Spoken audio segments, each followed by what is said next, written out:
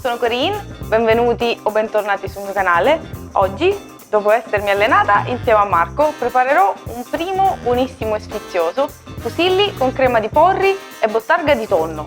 Provatela, buona e facilissima da fare. Vi ricordo di iscrivervi sul mio canale se non vi siete ancora iscritti, di lasciare un like se il video vi è piaciuto, di dare tutti i suggerimenti che vi sentite di dare o di propormi delle ricette che volete vedere sul canale. Quindi grazie e buona ricetta! Ed ecco a voi il procedimento della ricetta che vi ho anticipato prima, fusilli con crema di porro e bottarga di tonno. Cominciamo affettando i porri a rondelline.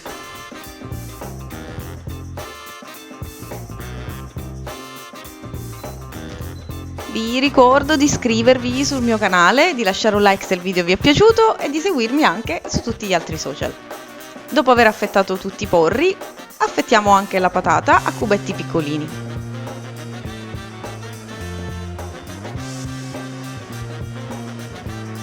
Siamo pronti per andare in padella, olio, peperoncino se vi piace, aggiungiamo il porro non appena comincia a sfrigolare, facciamo andare per un minuto e poi aggiungiamo anche le patate. Anche queste un minutino, saliamo a piacere e aggiungiamo i 400 ml di acqua.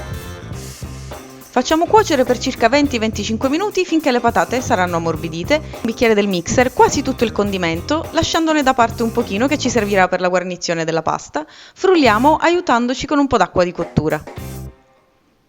Quando la crema avrà un aspetto vellutato e liscio, possiamo ritrasferirla in padella dove poi andremo a mantecare i nostri fusilli.